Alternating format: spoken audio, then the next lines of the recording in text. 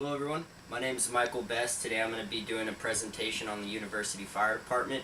I wrote a business continuity plan for UFD, and most of the knowledge that I use to write the business continuity plan I use because I've been working for the department for over a year and a half, and I also did some interviews and talked to fellow firefighters, chiefs, and everything like that.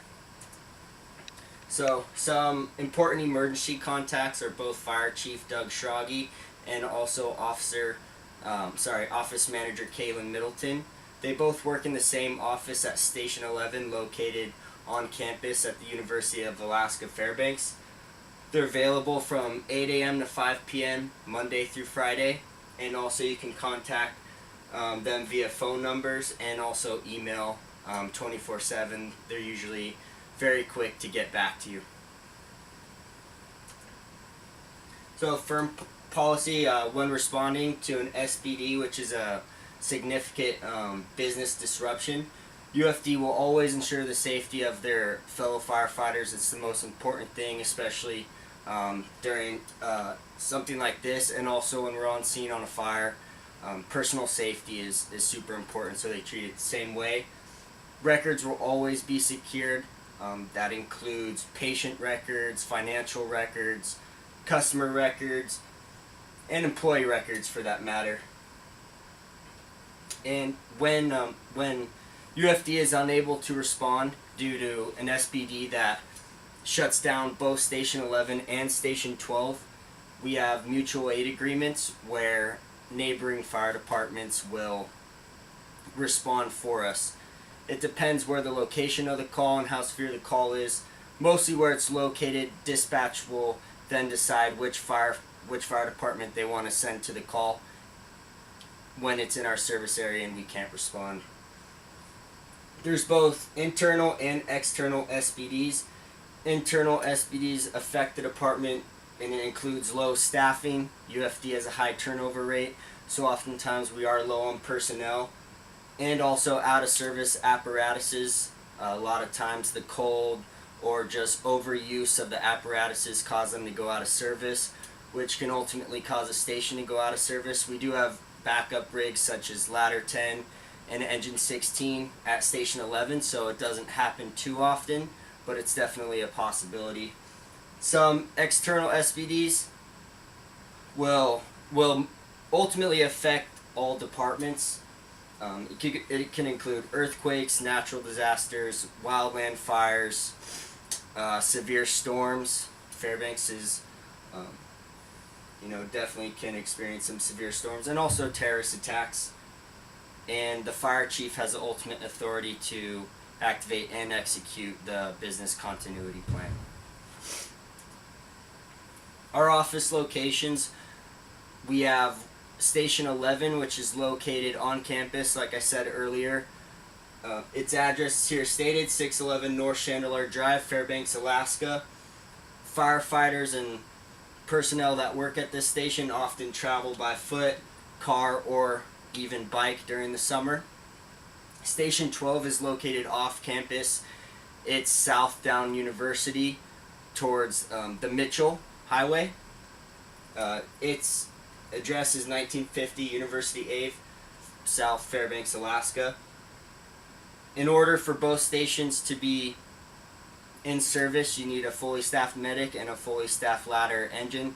Station 12, our off-campus station, has a ladder, and our Station 11, located on campus, has an engine. Both stations have medics, which need at least two members working on the ambulance, one being a paramedic and one being an EMT. So, alternative physical locations of employees. If Station 11 experiences an SBD that causes them to shut down, operations will continue at Station 12. We can always send more employees to Station 12 if Station 11 shuts down. And likewise, if Station 12 was to experience an SBD that causes them to shut down, operations will ultimately continue at Station 11, and additional personnel and apparatuses will be sent to Station 11 as well. If both stations shut down due to an SBD, then ultimately we will have to rely on neighboring departments. We can continue operations at the Fairbanks City Department at whatever station they feel is necessary. Also, personnel that are expected to continue business operations and work the following day or even hours after UFD experiences an SBD, they will be notified, and additional personnel that are not notified that the SBD occurred, they can ultimately be released and go home. So our data backup and recovery, UFD has hard copies and electronic records located at Station 11. Kaylin Middleton, our office manager, has the power over our books and records. She also has training records, maintenance records, employee records, and financial records. A third party keeps patient care reports. And we also store electronic records using Google Docs that we can also get through Google Drive as well. So operational risk, we'll identify what means will permit UFD to communicate with patients, customers, and employees. UFD will work to immediately get both stations back in service as quickly and effectively as they can. This will mean getting additional personnel to come into the Station 11 or Station 12. But we do have mutual aid agreements, like I said, with neighboring fire departments just in case both stations do go out of service. And we need to decide which communication options will be available depending on what the business operation and how it hinders UFD. So our financial and credit risk. The University Fire Department is funded by both the University of Alaska Fairbanks and the Fire Service. Both organizations give UFD a budget which they cannot exceed. There's frequent meetings to decide what UFD spends their money on, what equipment we buy, what we're replacing, in order for UFD to not exceed the budget.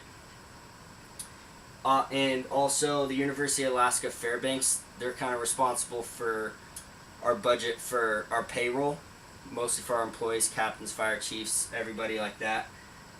And UFD ultimately will rely on both organizations if we do ultimately experience a SBD. They will fund us all the way through as much as they can. So some mission critical statements. Our critical systems are those that ensure the ability to respond to fire, rescue, any emergency services or medical services. That's ultimately what UFD is responsible for. We need to be ready at all times. You never know when you can be hit by a disaster.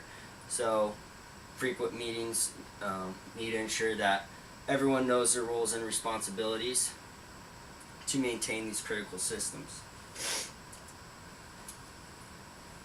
So our order taking, UFD receives calls from dispatch. Dispatch receives calls from people throughout Fairbanks that are in need of our help. Dispatch determines the severity of the call and sends the necessary resources and personnel. We have we receive calls through radio transmission, Active 911, which is an app that every employee at the University Fire Department downloads. It gives us our call, it gives us the location of the call, and things like that, and also the nature of the call as well. And one of these systems will always be available in the event of an SBD if one was to happen. Also, dispatch has their own system in place if they were to experience their own business disruption. So order execution. If UFD experiences an SBD, dispatch will be notified immediately. Like I said, dispatch will always make adjustments, and they know, or they're very familiar with our mutual aid agreements with other fire departments such as Esther, Stees, Chena, and North Star. So responses will always be generated.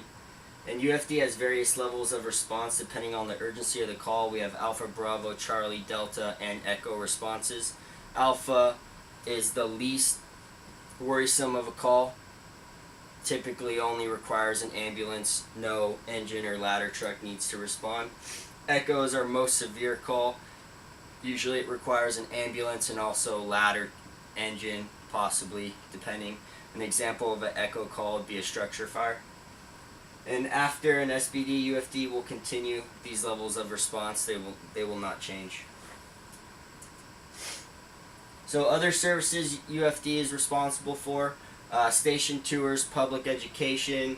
We often have fundraising events where we raise money for different kinds of cancers and things like that, and also fire prevention. And during an SBD, additional operations will always turn to a halt for the time being. UFD typically will only respond to emergencies during that time in order to get through the business disruption effectively and efficiently. So alternate communications.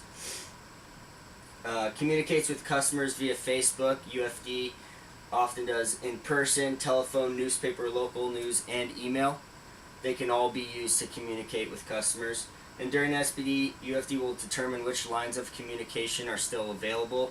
Sometimes a business disruption may clear the internet. Internet may not be usable. Telephones may not be usable. So the only possible way to get in contact with customers may be in person or through the local news. So UFD needs to determine what's available and the quickest way to get in contact with customers. So employees, same thing, same lines of communication: telephone, email, in person, text messages. UFD often uses the app called WhatsApp, and it's a way where an entire shift can be in a group text message and are able to communicate with each other immediately.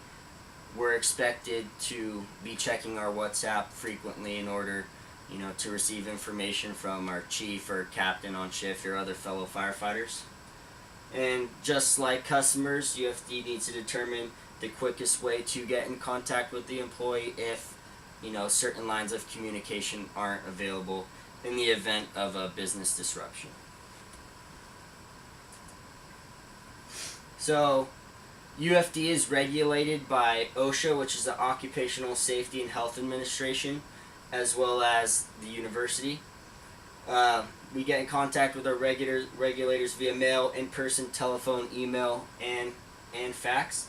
And just like customers and employees of UFD, we need to find which line of communication is available during the SBD and use that to effectively get through. So business constituents. In light of an external or internal SBD, we need to figure out how to keep a good relationship with vendors. Our main vendors are Grainger and the Fairbanks Emergency Communication Center. Grainger is responsible for equipment and supplies.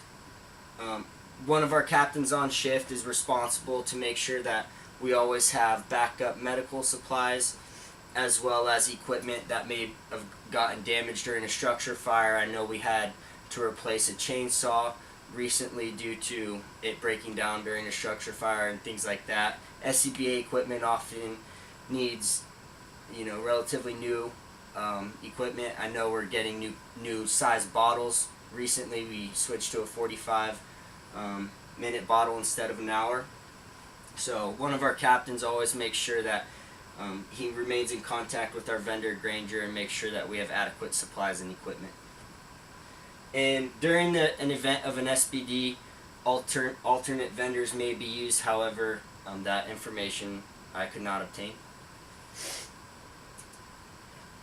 So the business continuity plan needs to be reviewed biannually on January 1st and July 1st. Changes will be made, depending on the fire chief's decisions and also what other captains and key personnel have to say. And if there's a material change to operations or a station location change, the business continuity plan will have to be updated and changed as well. So information gathering in order to do this presentation and also complete my business continuity plan. I had interviews with various chiefs and captains. I had conversations with them to gather information. I also spoke to fellow firefighters on shift, and I also have been working for the University Fire Department for a year and a half. So during that time, I also acquired information that allowed me to complete the business continuity plan. So that is the end of my presentation, and thank you for listening.